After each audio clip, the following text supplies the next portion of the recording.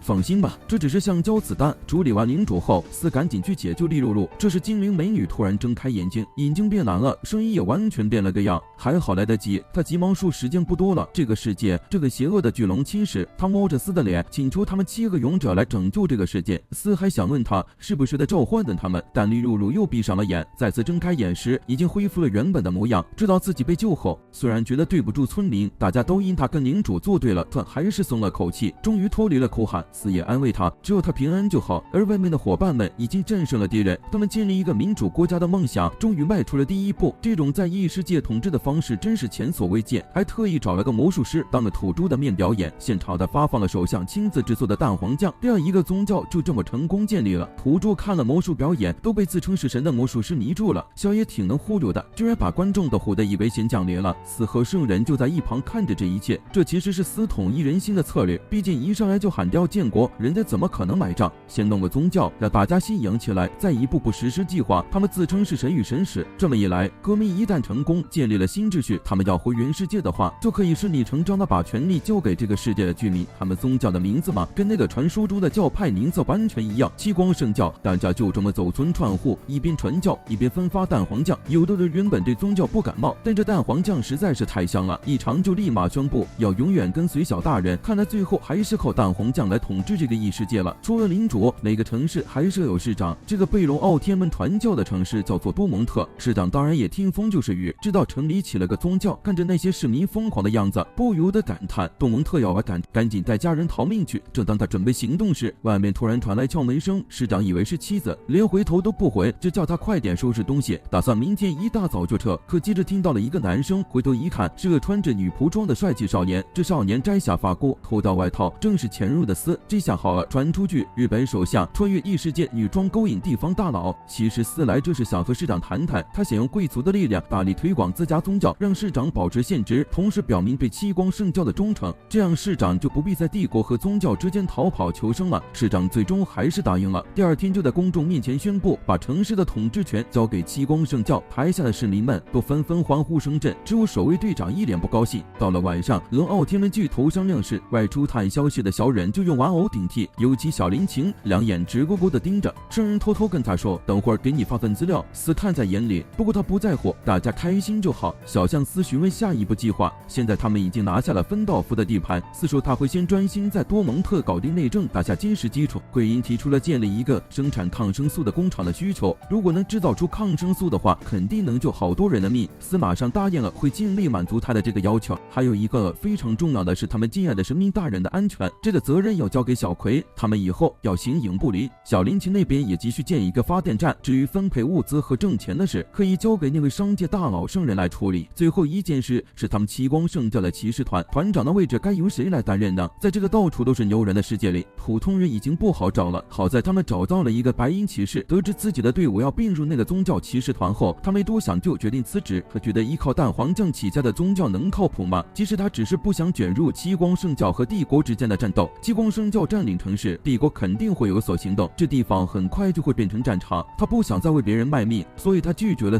让他当骑士团团长的提议。古时刘备三顾茅庐，现在是首相3次访问小别墅。第二天一早，司就去了那位独眼骑士的家。他们正在聊天时，一个小女孩扑到骑士怀里叫爸爸。原来他还是个单亲爸爸呢，他的妻子因为流行病去世了，留下了这个小女。他之所以成为骑士，也是因为要养这个女儿，而选择不当骑士也是为了这个女儿，因为他不想死在战场上，让女儿失去父亲。司对他这种对家庭的爱表示尊重，然后告诉他，他们和以前的统治者不同，他们想要建立一个每个人都能自由生活的国家。贵族何以贵，平民何以贱？为什么只有贵族能享受富贵，而平民连饭都吃不饱？司的话让独眼骑士心动了，看着女儿，又看看司，他最终决定为了一个更好的未来而战。他同意了成为骑士团团长的请求，但是在回家的路上，司听到了一些贵族的抱怨，看来以后对这些人还需要采取措施。与此同时，一直在外面收集信息的小忍潜入了一家酒馆，开始做女仆工作，正在跟一位士兵头领撒娇打探信息。他们是去多蒙特剿灭叛军的部队，而且这只是前锋，骨干部队还在后头，都是由一个叫洁癖公的贵族派出的。这位洁癖公不仅武艺超群，还精通魔法，他是第一位同时是骑士还兼有统帅全权和公爵身份的北方总督，也是皇帝的铁杆支持者。完美主义到骨子里，打探完毕，他就回到了和埃尔克住的客栈。这次是他俩一起行动的，但埃尔克那边几乎没弄到什么实质性信息。看来人和兽的差别不只是一个字啊，他们只能听到大家说洁癖公多厉害，但具体厉害在哪里能具体说出来？没人能具体说出来。小忍立刻决定亲自去见见这位洁癖公。关于洁癖公本人，似乎比传言里的还要可怕，就像当年分到府领主身边那位危险发型的白银骑士，千里迢迢找到洁癖公，希望得到他的帮助重振分到府领。结果洁癖公一剑斩下了他的头颅，接着手中火焰燃起，发誓要把那些侮辱皇帝尊严的叛军全部消灭。多蒙特被占领后，司显然忙碌了许多，终于有了当年做首相的感觉。外头的人都说他根本不需要睡觉，其他人则都回村里去了。桂英继续在村里做医生，照顾村民的健康，连村长都被他治得言听计从。小鹿也安顿在村子里，圣人开始培养他，但这孩子连99乘法表都记不住。圣人大姐和村长就乐观地安慰他，没事的，看我们不懂乘法，不还是活得好好的，小鹿才不会被他们忽悠。老师说了，掌握乘法是做生意的基础。几天后，小林琴的发电厂也建成了，解决了电力问题，可以开始为明年春天的战争做准备了。小林琴默默地回到了村外的自己工作室，开始准备生产武器。司连句辛苦都没跟他说一声，这不就是把人当工具用吗？其实司也是听了小忍的情报后急了，毕竟这个世界还有魔法的存在。洁癖公在战场上曾用过天火，到底是魔法厉害还是科技抢先呢？春天战争的号角就要吹响了。圣人和司刚聊得起家，绿露露走了过来，脸红的邀请司一起吃午饭，想要感谢他上次的救命之恩。司说自己忙得可开交，就婉拒了他。之后他一个人离开了，准备回城里继续忙工作。绿露露有些不安，问圣人是不是自己哪里做错了。圣人马上安慰这位小精灵，解释说司其实是在自责，提到村里的人都在努力救他的时候，唯独司想要牺牲他来换取村子的安宁。这并不表示司不在乎绿露露，心地善良的绿露露肯定不会介意这些小摩擦。他甚至还想去安慰司，让他别再自责。司回到办公室后就埋头苦干，处理完手头上的事情，站起身来差点晕倒。这时候外面传来敲门声，是绿露露来了。他不顾司之前的拒绝，听说司说要休息了，知道他今天的工作结束了，便推门进去，气势如虹地说道：“我来这是要感谢你的。”还说无论什么都愿意为他做。司本想提起他被抓的事，结果被绿露露打断，但他说自己当时也愿意为村子牺牲，所以根本没必要放在心上。司接下来的话让他震惊地停住了。这个看似无所不能的年轻人，这是透露出他曾经杀害了自己的父亲。原来司的父亲是个贪污的政客，他与圣人和小忍一起揭发了父亲的罪行，导致父亲被判死刑，母亲也疏远了他。绿露露听着听着就哭了，没想到司承担了这么多，他的心中满是同情和心疼。绿露露毫不犹豫地抱住了四，让他不要躲避，并告诉他自己绝不会讨厌他。听到李露露的话，四终于放松了一些，他松开领口，深深地看着李露露。原来他这么做只是想让她舒服些。外面雪花飘飘，屋里火光熊熊，这般温馨的场景，连外面的小林琴都不忍心打扰。本来他是找四有事的，但看到这情形就默默离开了，拿着闷气回家了。第二天雪停了，正好去泡温泉，大姐姐和小妹妹们兴高采烈地泡在水里，只有小犹豫不决，不太想加入，最后还是被小葵踹进水里。他对自己的贴身保镖很不满，觉得自己连基本的自由都没了。鬼婴在小面前裸身毫不在意，无奈的小只能去找小鹿聊天，但小鹿还在为背不出惩罚表烦恼。大家都开始出谋划策，小问小鹿有没有特别喜欢的东西，小鹿立刻给出了回答。这小姑又经上头脑，小提议小鹿把数字都想成钱的数量，想象5个钱袋，每个里有5枚金币，这样一共有多少金币呢？小鹿马上就能回答出来，是25枚。随于难度增加，他也能迅速作答。这就是从新手到高手的转变，只需1秒。可惜好时光总是短暂，不久后，小鹿又变回了无神的样子，因为他要开始学习除法了。看着手里的金币越来越少，他悲观地说，除法真可怕，这个村子真是古怪之极，村里人个个饿得皮包裹，还得装出一副正常的样子，全都为了能热情款待路过的旅人。这次他们迎接的是我们的英雄小忍，还有和他一起来的艾尔克。村民们不停催促他们快吃，还夸自己的村子在领主的带领下美丽富饶，大家都面带热情的笑容，然后不停地给小忍和艾尔克斟酒。等到两人喝醉回房间时，一个小女孩趁妈妈不在，悄悄告诉艾尔克赶紧离开这里，话音未落就被妈妈叫走了。艾尔克对小女孩的提醒不予理会，躺在床上问小忍接下来的计划。结果小忍突然吻了他，而此刻醉意全无的小忍已恢复正常。艾尔克被这么一惊就清醒了，小忍只是装醉而已。他感觉到了些不妥，这村子的人眼里都显得饥饿。他在餐桌上一打二没动，只让他们吃。说完，他凭直觉带艾尔克到了地下室门前，这里藏着村子的秘密。小忍一推门就看到几具尸体悬挂着，房间里不仅有尸体，还有刀具和木墩，还有刀只是抢劫杀人，这些尸体就是他们的食物。艾尔克回想刚才吃的东西，当场吐了。好在小忍告诉他吃的是动物肉。这时外头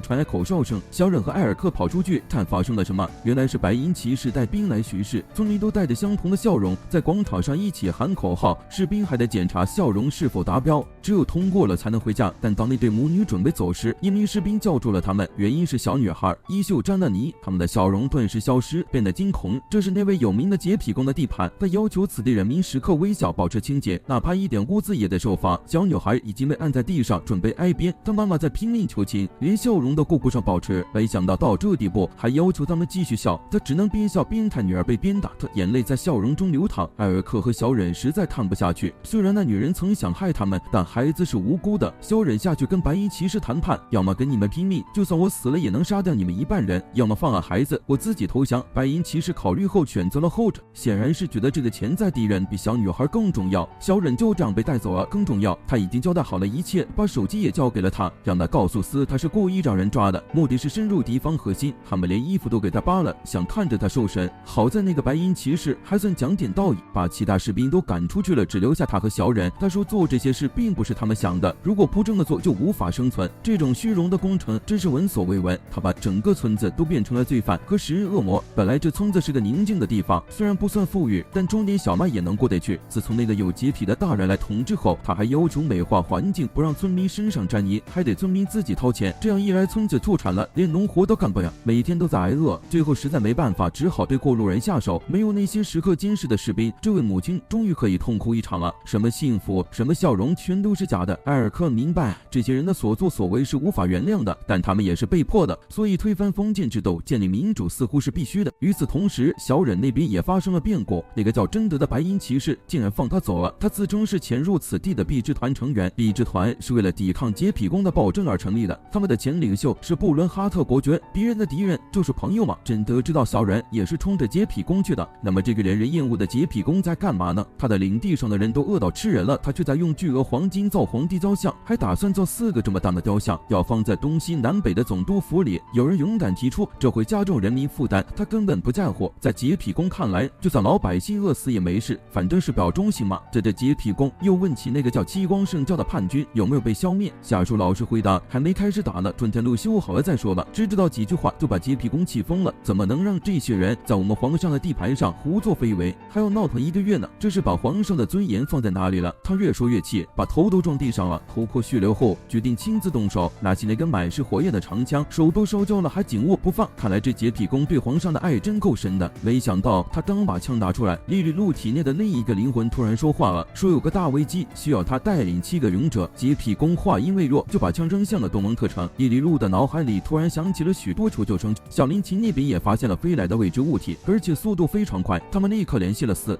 推断这可能是洁癖宫的天火，那是真正的魔法。但没关系，我们有比这个世界先进几千年的技术。小林琴接到斯的命令，向天火发射导弹，试图空中拦截，但导弹根本挡不住。时代变了，大人。尽管长枪的落点有偏，斯让小林琴继续发射导弹，哪怕不能直接抵消，也要尽量偏移它，因为斯一直在调查天之火，了解到那东西像是燃烧弹，只要不直接被击中，就没什么大碍。小林琴立刻同时发射了几枚导弹，最后一枚导弹快要击中时，长枪像有眼睛似的突然躲开了，然后直接插进居民区的街道，四周立刻火光冲天，火焰中似乎有人影闪现。自称是忠于皇帝的古斯塔夫来此是为了把叛军连魂带身烧尽，但话音刚落，火势中猛了，还在向四周蔓延。如果这样下去，整座城市都会被大火吞没。紧要关头，他们的神赶来安抚众人，司那边也做好了充足的准备，接下来只需要按部就班把事情做好。市长迅速而清晰地发布了指令，先确保城里居民的安全。小林琴那边司还安排了其他任务呢，而城外的市民四处奔逃，特别是那些贵族们，他们还不清楚洁癖宫一到这里有贵族，他怎么能这么草率行事呢？这些人拒不接受七光圣教的统治，地位尴尬极了。原本以为七光圣教不会管他们的事，谁知道关键时刻骑士团长居然来救人了，救人后还顺便为司传播教义。他们声称要建立一个平等的社会，因为之前已经做好了准备，所以不久后火势就得到了控制。虽然火还在，没完全熄灭，但不会继续蔓延了。没想到这些火焰竟然如同有生命一般，火焰一落地就化作人形。这些像僵尸一样的火人在城中大肆破坏，一碰到活人就紧抓不放，下一秒那人也变成火人。在大火中央可以看到洁癖宫的巨大身影，他对这一幕显然十分满意。他认为建林玷污了皇帝的土地，应该受到惩罚。司马上指示所有人撤退到中央公园。就在这时候，一个精灵女孩急匆匆跑来，她说她知道怎么破解这个情况，然后她告诉大家那把长枪叫做怒日炎枪，它限制了炎之精灵的自由，只要那把枪还没坏，天火就会持续蔓延。换句话说，只有摧毁那把枪，天火就能停止。李露露自己也不知道为什么她会知道这些，看到那火焰，她就像被启发了一样，她拼命地请求大家相信她的话。其实司他们从未怀疑过她的话，毕竟连穿越时空这种奇异的事都发生了，突然多出些知识又算什么？司还温柔地安慰李露，说她很勇敢，刚刚还在安慰一个妹子，下一个妹子就来了。小林琴这边只剩最后一颗导弹了，如果想破坏那把枪，这是唯一的机会。之前的导弹都没能破坏它，因为所有炎之精灵都在枪身周围护卫。不过现在精灵们都分散在了各个地方，所以这次导弹应该能够成功破坏它。但是火势太猛，导弹难以精准定位。这时候小葵站出来了，他说他能够和导弹一起前进，亲自引导导弹飞往目标。虽然这帮人个个能力超群，但亲手引导导弹这事儿也太扯了吧。但司还是决定信任小葵，于是在导弹发射的同时，小葵也跑了起来。他一路上紧紧抓住导弹，一同奔跑，不仅能随意改变方向，还能急停。他凭借力量稳住了导弹，激情已经够猛的了。他还能跟着导弹一起腾空，飞到半空中熄火，然后朝着长枪方向下降，一边躲避着火焰和洁癖宫的攻击。终于快要抵达目标了。这时小林琴抓住时机按下了发射键，小葵放手定位后立刻抽出长剑，一道剧烈的风切过去，让被围困在火中的敌人无法抵抗。导弹在风暴中心精准地击中了长枪，只听到一声巨响，爆炸声和洁癖宫的愤怒嘶吼慢慢淡去，地面留下了一圈圈的爆炸痕迹。长枪被摧毁，洁癖宫也遭到了强烈反击。他当着部下的面喷出一口血，然后开始愤怒地挥舞起火焰双手，决心要与那些亵渎皇帝的叛军战斗到底。虽然他在那边誓死忠于皇帝，皇帝根本毫不知情，而在另一边，七光圣教的领袖正和一个美女甜蜜地聊着天。这些火精灵原本就是从他的枪中逃出的。甜蜜的时光过后，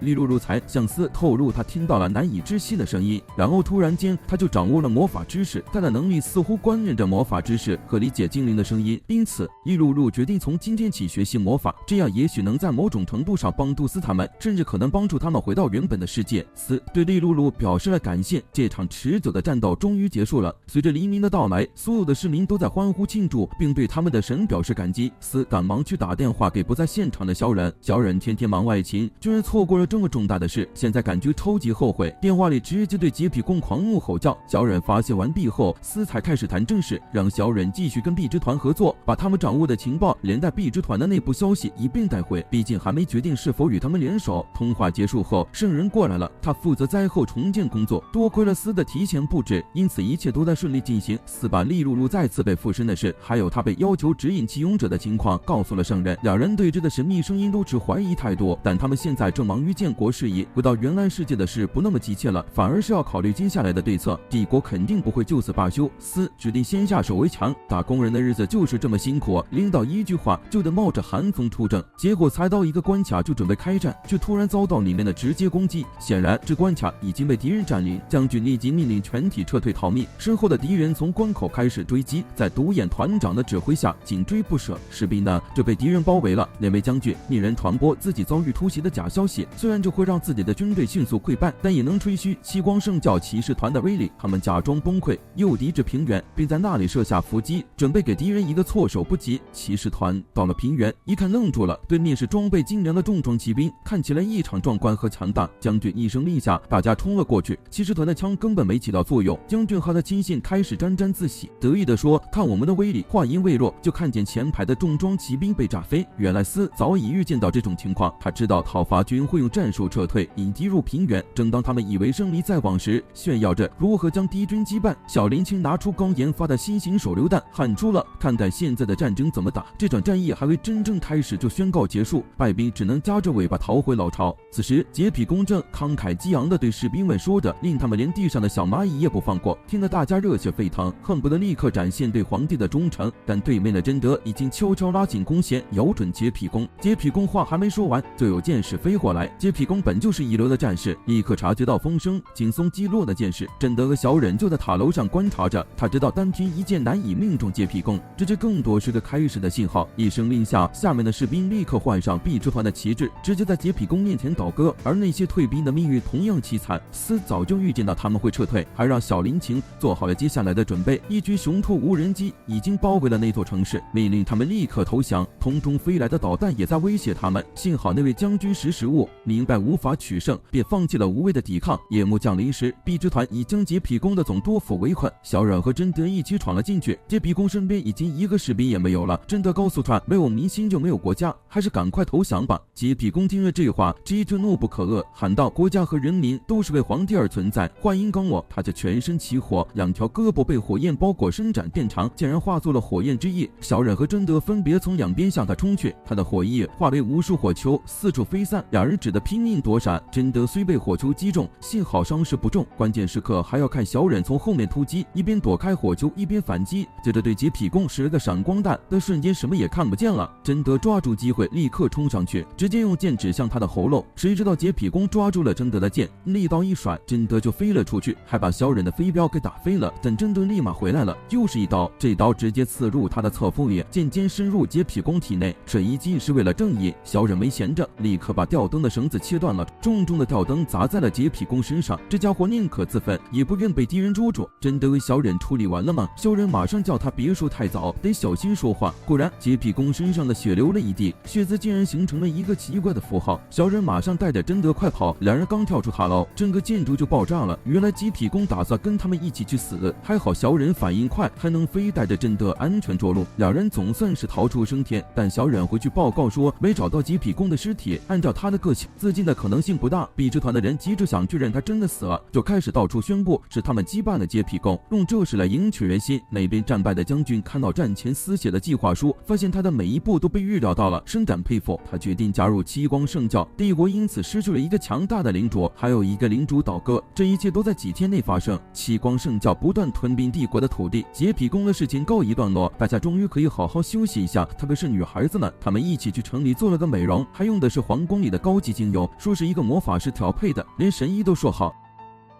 他环顾四周，觉得自己似乎年纪最小。说出原因后，小忍马上靠过来，轻轻抚摸着小林琴那光滑细嫩的脸颊，向他保证小林琴是那些可爱女孩中最出色的一个。大家都纷纷夸奖小林琴的可爱程度，唯独小忍心里清楚，光靠可爱是不够的，偷偷在小林琴耳旁低语，询问他是否愿意尝试传家的丰胸秘技。小林琴回想起撕枕头在莉里露大腿上的那一幕，突然大声说：“我不能输！”小忍随即伸出他那带着点恶作剧的双手，听着他们嬉戏的声音，小感觉很不是滋味。连按摩师还夸她的皮肤细腻如玉，还说这样的皮肤男生会特别喜欢。而小和女孩们正在享受骚的乐趣，而司和圣人正享受着悠闲的下午茶时光。正在闲聊中，美少女们纷纷回来了。圣人惊讶地问那边那位金发美少女是谁。小听了真是气坏了，但7个人能再次聚在一起也是难得，自然是要开会讨论与碧之团的事务处理。李露露则赶去继续她的魔法训练，尤其是团长竟自己私藏了那座巨大的红金雕像。但是司尽管知情，还是提议由他们七光圣教来主导城市的重建。一方面是因为还没弄清洁癖光的下落，另一方面即便公开碧之团的贪腐也不会影响到他们的光鲜形象，因此需要先赢得民心，等到民众全力支持七光圣教再揭露真相，直接让碧之团无法翻身。说完这些后，司正要继续布置任务，桂英突然打断他要求他和小林晴休息5天，两人最近太累了，免疫力都下降了，根据神医的判断很快就会生病。司和小林晴只好乖乖听从。一切决定之后，司邀请小林晴在休息结束后一起去街上转转，这不就是个约会吗？看来小林晴的机会来了。小林晴回到熊兔的家中，决定抓紧这次机会，便开始向其他女生学习如何与男生拉近关系。首先找到的就是小葵，小葵听后立刻来了精神，这是你找对人了，自称交往经验丰富，大家都说他接吻技术一流，苏醒几率大概70%，如果伤得太重就没辙了。小林晴听得一头雾水，这都些什么啊？可小葵还在滔滔不绝地分享她的经验，直到除了接吻，双方一起尝试新事物也很有助于增进感情。小林晴开始慌张起来，小声问有没有其他方式能亲近的。这姑娘紧抓假人的裤裆用力不放，你以为她在教自慰技巧吗？其实她在教如何拉近和异性的距离。得知她的交往史，让人忍不住为她的前任担忧。小林晴决定不再问小葵了。小葵挥手告别的同时，还特别强调记得那个要领，如果小葵不行，那就去问经验丰富的医生桂英。桂英的建议听起来靠谱多了，她建议小林晴可以和对方一起去欣赏美景，一起品尝美食，在独处时慢慢缩短两人之间的距离。小林晴听了连连点头，感觉这方法不错。然后桂英突然说拿出滤防，用既有滤防的手帕捂住对方的嘴，让其失去意识，然后带到没人的地方进行进一步的行动。接下来的事就不适合小孩子听了。小林晴听完后觉得自己似乎突然长大了，尽管如此，这招现在还用不到，等等再说吧。连续询问了2位不靠谱的人后，小林晴心灰意冷地趴在水池边。这时小忍从水里冒出来，得知小林晴的烦恼后，马上表示这事就交给我，让你看看我这个顶级忍者的绝活。说完就把家传的秘籍交给了小林晴。第二天一大早，小林晴便提前到了约会的地点，藏在柱子后，看到他来了才慢慢走出来。由于两人都太出名，可能会引人注意，所以在吃饭前先去服装店装了伪装，变身成兽人的模样。小林晴一看到司的兽人造型就忍不住了，即使变装，两人依然吸引了不少目光，毕竟两人都太好看了。第二个秘籍是找机会和对方牵手，最好能十指紧扣。小林晴假装绊倒，直接扑进了司的怀里，叫得晚了旁边就是他们吃饭的地方，手牵手大失败，那就只好趁吃饭的时候装作无意中拿错了酒杯，偷偷亲了一下。没想到司居然比我还快一步拿错酒杯。小林晴目瞪口呆看着司，拿起自己的杯子喝了，羞得当场晕厥了。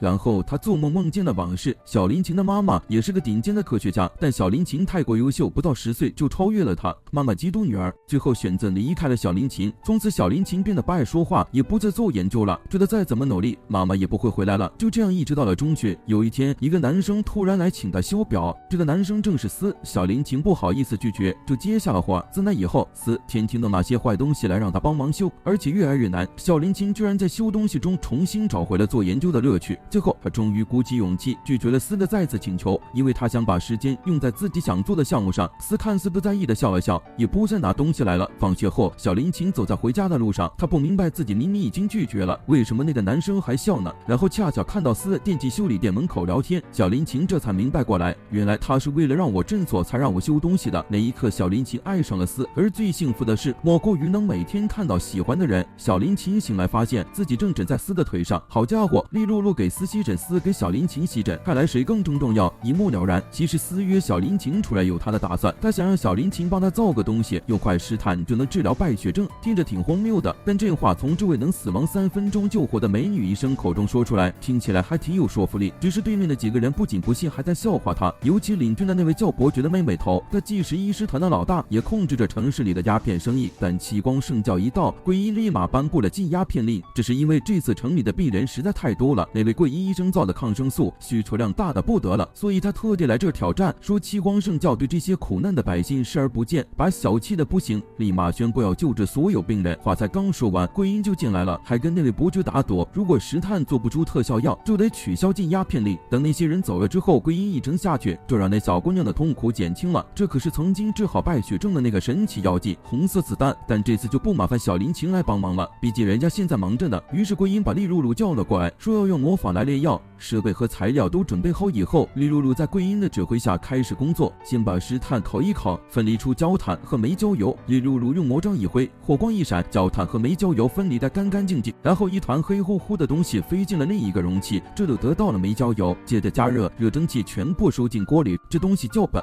厉露露凑过头去看了看，忍不住夸赞：“好漂亮啊！”桂英提醒她注意点，这东西吸多了可不好。边说边拿起一桶硫酸，准备倒进去。倒的时候还不忘提醒厉露露别碰到这玩意，一碰就能把人溶掉。倒完硫酸，一股臭臭的氨水弥漫开来，像极了浓浓的尿味。没见过这玩意的厉露露看傻了眼，把这些奇奇怪怪的东西混一块，我真的在制药吗？桂英安抚她，别担心，真的是在制药。忙活了一整个下午，终于弄出来一锅粉色粉末。桂英自己先试了试，确认这药没问题，这就是人类历史上第一种合成抗菌药磺胺药物。晚上，桂英安排人给所有病人都服用了，神医出的药真是靠谱，吃下去立刻就有效果。那位母亲感激不尽的连连道谢，桂英却说这全是她的功劳，毕竟磺胺药只是抑制了病原体的增殖，小姑娘自己的生命力最终战胜了病原体，而外面却有人偷偷观察了这一切，明显是医师协会派来的，他们已经知道桂英研制出了特效药，立马赶回去向伯爵报告。伯爵得知这药是那个魔法师小姑娘做的，马上决定要威胁厉露露把药改成毒药。哼，一个普通人也敢威胁魔法师，心里正美滋滋的想着七光圣教的名声会狼藉。这时门外突然响起桂英的声音，打了个招呼，马上2把手术刀飞了出去，那2个手下瞬间被秒掉，接着又是一阵射向伯爵，但他动弹不得。当他再睁眼时，一个美少女正坐在他身上，这种情况谁能扛得住？但桂英到底想做什么？这位美女医生轻揪着伯爵的下巴，还夸他可爱，手里却拿着刀子，随时可能挥响，说要创建一个没有缺陷的世界，方法是将坏人都变成好人，比如伯爵这样的人。说完，桂英就动手把他的大脑拆了。第二天，医院里的病人们纷纷出院，那对母女也高高兴兴的和桂英告别。没想到那个一直作恶的伯爵变得完全不一样了，大声说病人的笑容是医生的最佳褒奖。说完就高高兴兴去上班了。龙傲天的医术真是可怕，到连人格都能改变。与此同时，经过一番努力，终于打倒洁癖宫的碧之团竟然被朝廷接纳了。朝廷知道他们之所以与七光圣教和平相处，是因为缺乏足够的力量，于是决定提供他们战斗支援。蓝猫贵族叫来一个和洁癖宫的武器一样的黑袍面具人，不仅提供了顶级大魔法师，还增援了1万兵力，让碧之团一举消灭七光圣教的叛军。原来这贵族也是个极端的皇帝支持者，真不知道帝国的皇帝是何方神圣，居然有这么多狂热的拥趸。与此同时，私让小林琴制作的东西也终于完成了。小林琴一直很纠结，内心的挣扎，这东西放进这世界上真的行吗？可思却说这是为了保护世界。碧之团已经开始行动了，他们打算先清理内部，首当其冲的就是要除掉真正的明星向背的贞德，贪得一人多势让被捕且遭受侮辱。幸运的是，小忍及时出现救了他，他们一起把所有人都干掉了，而那里的黄金雕像已经被摧毁。碧之团头目说雕像不知去向，其实是他自己藏了起来。看到自己信任的团体变成这样，真的感到无比悲伤。小忍安慰他，即使碧之团不行，理念永存，还说来加入我们七光圣教吧。贞德这话说完，他向贞德伸出了手，他也握住了。就在他们握手的瞬间，脚步声突然响起，两人赶紧藏起来探查动静。来人是碧之团的现任首领和那个面具大魔法师。但当大魔法师看到雕像碎片时，他的语气显得很不悦。首领还在那不识场合的夸耀，大魔法师直接表明了自己的真实身份，原来他就是洁癖宫。洁癖宫没死，你完蛋了，你毁了皇帝的雕像，还想糊弄皇帝独为。洁癖宫一怒之下把首领烧了。他一直知道小忍和贞德在暗中观察，瞬间大火将整个要塞吞没。虽说不分敌我，其实只收碧之团的人。小忍和贞德跑得快，抢了马就快速离开。在逃离过程中，小忍让贞德加快速度，洁癖宫在后面疯狂地威胁着他，威胁要把七光圣教的人统统干掉。不知道此时一枚导弹正从遥远的多蒙特飞向这里。洁癖宫的话还没说完就被炸飞了。这时小忍和贞德已经远离了那座要塞，看着远处的火光，贞德误以为是洁癖宫的力量。小忍告诉他，那是他们七光真教的实力，是他在多蒙特的伙伴们干的，目的是为了震慑帝国，让帝国知道只要我们愿意，哪怕在芬道夫的领土上也能秒炸帝都。周围的人看到那火光也是一脸吃惊，没想到那个政客真的下手了，这意味着他们不只是赚钱了，还得自己印钱。做出这决定的四现在正和小林琴紧紧相相依。他清楚小林青内心其实是抗拒的，不想制造这种威力巨大的 S 武器，于是开始向他解释原因。有句话说，没有外交的国家是软弱的，只有强大了才能和对手谈判。因此，为了展示我们的力量，才会发射洲际导弹。史上最年轻的首相玉子神司坚信，这股力量定能成为引领这个异世界走向幸福的桥梁。没想到小林晴听后的第一反应是，难怪司之前那么坚决要我听命，他肯定是想把所有责任都揽在自己身上。司在自责自己的无力，责怪自己不得不用这种力量。想到这里，小林晴就站起来拉住了司的手，告诉他，我不会怪你的，真是自我攻略的高手。整顿完毕后，以神明身份召集所有人，开始倾听司激情的演讲。尽管他们饥荒圣教现在已经控制了4块领土，但他们并不打算统治这些人，只想让每个人都平等，所以要建立一个每个人都是主人的共和国。演讲结束后，民众对帝国的愤怒爆发了，人们激动地响应七光圣教的号召起义。在欢呼声中，司宣布了埃尔姆共和国的成立。就在这时，一道烈火光柱在广场升起，火中竟是那个被导弹炸得半死不活的洁癖公，他嘴里还在不停地重复死死死死。一怒之下，洁癖公化身为牛头人，战力最强的小葵和小忍第一个冲上前。利路鲁凭直觉知道洁癖公的弱点是那颗宝石，便提醒大家瞄准那个部位。小忍在一旁打辅助，小葵一刀劈下去，刀尖卡在宝石里竟然折断了，两人接连被打飞。现在没人能挡住洁癖公了，他直接向司冲了过去。司却一点也不慌张，甚至很冷静地拿起手枪对准洁癖公连开数枪，可是那些子弹都没能击中红宝石。直到洁癖公跳起来向司扑来的那一刻，最后一枪成功打碎了那个镶有剑尖的宝石，但洁癖公还是没有停下来，他用2只爪子抓着栏杆蹲在司面前，他眼里的红光消失了，他正盯着司，他一眼看穿了司，叫他磨皮，说司的人人平等梦想纯属痴人说梦，接着大力夸奖他的皇帝，说他们的皇帝才是真正的天才统治者。说完这些，他的身体突然变成10多岁了。从那天起，洁癖公那项诅咒的话就围绕在司耳边，甚至连梦里都逃不掉。司知道自己和其他6人不一样，他不是天才，也不是英雄，只是在做每个人都能做到的事，推进着每个人都能理解的政策，所以他不禁开始担忧，自己真的能战胜那位被称为天才的皇帝吗？但是一走出去看到那些老伙计，就不再犹豫了。老朋友们还是一如既往的支持他，这些就足够了。